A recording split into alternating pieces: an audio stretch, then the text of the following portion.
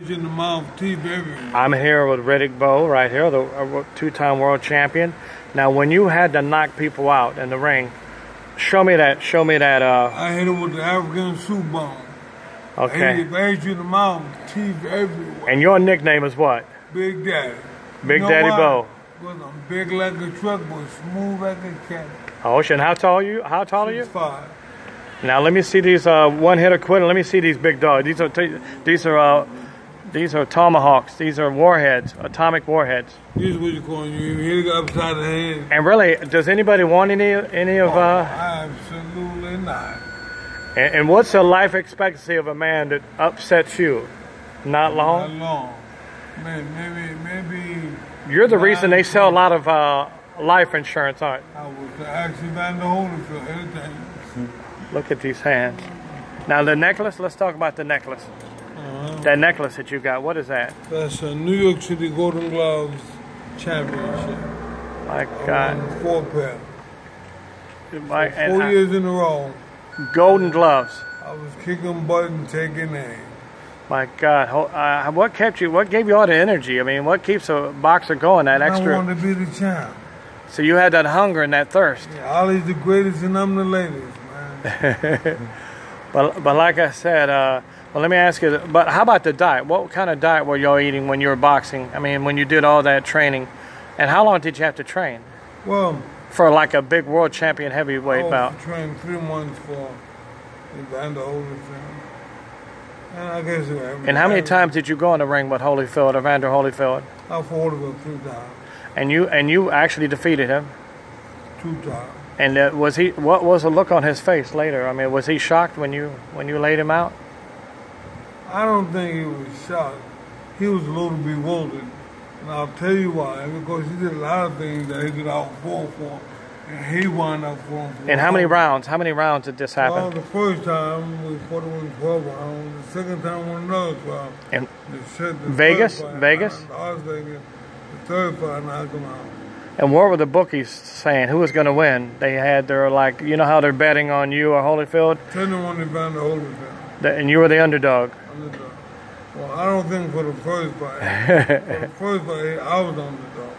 Okay, and then, but what made you like love boxing? What was it about boxing that really caught your eye and really made you hunger to be the champion? Why boxing about all sports? I have 12 siblings, and we fought all the time. Mama went around, we tear the house up, put it back together. And you were raised where? Is it from a child? New York. So I truly believe because of my sisters and brothers, I became so great. Now, how many sisters? 7 sisters and 5 brothers. Now, who was were your sisters pretty lethal too? Were they pretty deadly? They could knock people out. Down, man. They get down with the get down. And how you doing?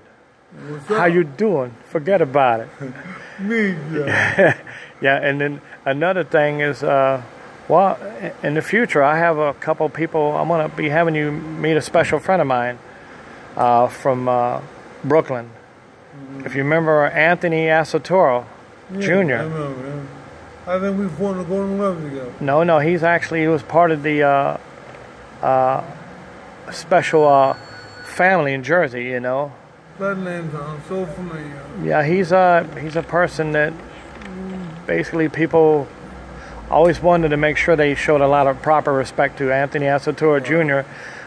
He's a Sicilian, Italian, and he's one of my best friends, and he's a great guy.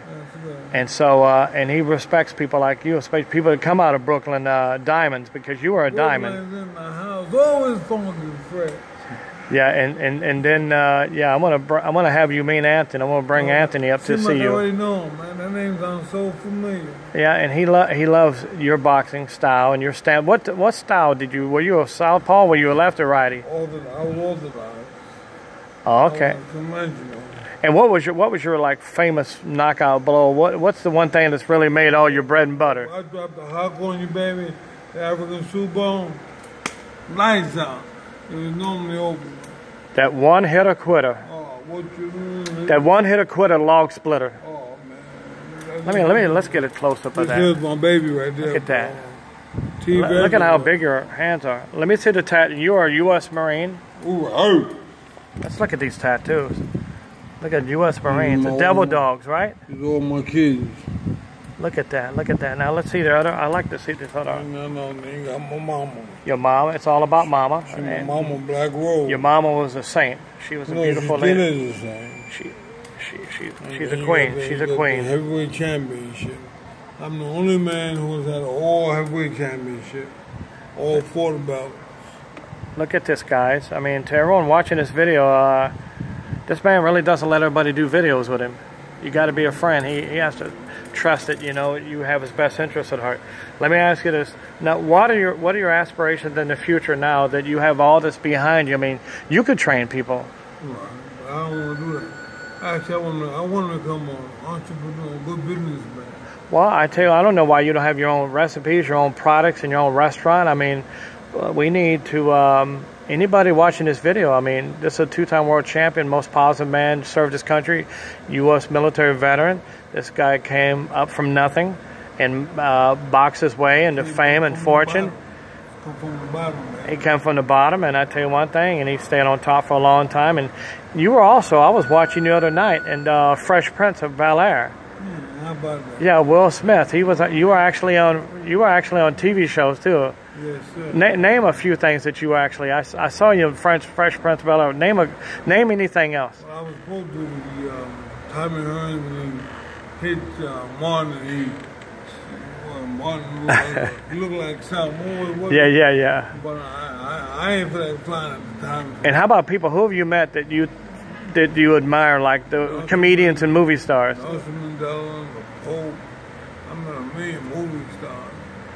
Yeah, because they watched you. They loved you were doing something that they couldn't actually do, and they admired your boxing style. And you're an entertainer because you kept them transfixed with each round. Now, what's the most rounds you ever went with a boxer? Was that Holyfield? Holyfield. Would you 12 rounds with him twice. And on Holyfield, by the way, he had a bad accident. I mean, he had an accident today, right? Yes, he did. And he went home. Yeah, God bless him. He's okay, yeah. By the way, folks, Vander Holyfield had an accident at the corner of 441 and Griffin, and thank God, I would believe that it wasn't his fault because he's a very safe driver, and we appreciate all your prayers, and he's okay, and so thank God, So, but once again, but one more thing. Now, what do you? Your aspiration to be an entrepreneur, but what category of entrepreneur would you say that you want to be? Like, you talk about products, food, clothing, what? I mean, so many ways, so many directions you could go. Well, I guess first of all, I want to help people. I want to feed. You want to give back? I want to give back. To the community. To the community. And people know your face. I don't see why you couldn't do this. I may have to be your manager. Okay, well, I'll have to be in charge of human resources. Let's start feeding everybody. Start getting them in houses off the street and things. Guys, you know what? If we have to, the people watching this video, if we have to, I plan on taking my brains, my IQ, his face, his positive energy, his resume of being a warrior and a strength-building person. Always, his character is very strong. Nothing. Riddick Bowe doesn't know the word defeat. I'm fighting for the people now. Yeah, he's fighting for the people, and he doesn't know the word defeat. He's never been a loser. He's never been a bum. What is that? Something opposite of you, of course. Oh, lose. And then all of a sudden, at the same time, he's never threw a fight. Like we've all seen, money, put into the boxing. People throw fights, but not him. Not him. A true man would rather lose a fight, honestly, than lose it because he was paid to lose it. But that's not Riddick Bowe. He's a champion. He's a champion of the people. 2 times. Heavyweight champion of the world. And you know what? He's a reincarnation, in my opinion. Same passion and fury and personality as Muhammad Ali. Yeah, Muhammad Ali was the greatest, but I'm the latest. Did you meet Muhammad Ali? Absolutely. And how was Muhammad Ali in real life? Oh, man. He captured my imagination. He said, come on, sucker. Come on, sucker.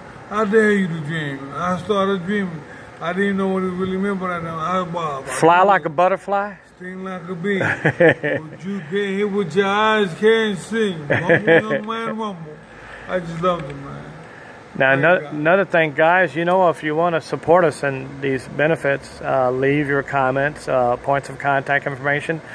Look for Big Daddy Bowe right here in this video to actually start putting all that he has in his heart, in his brain and spirit, and to actually taking it back to the streets and paying it forward and actually helping the community. And we're going to show you what a real super heavyweight champion is all about. He's going to go past the necklaces, past the rings, past the belts. He's going to go past the purses, you know, past the jackpots. He's going to hit the true jackpot, fighting for the Lord, you know, God Almighty. All is good, all the time. And you know what? Please leave your likes and comments. And thank you for watching this video. And this is William Yackel. And this is my good friend. He wants to say one last thing in parting. What I didn't tell you is that anybody who wants a couple of rounds, come down to Heavyweight Factory. I got you covered. And I would suggest that they get their health insurance, life insurance paid up. And the medical examiner always has room for one more. Really? I don't really see anybody surviving your soup bone. That's the soup bone. If I bless him with the soup bone, it's over with. Well, guys, you know what? We know you enjoyed this. Once again, there will be some in the future. We'll be videotaping in the future. Hopefully, if all works out, Monday. I want to come back Monday.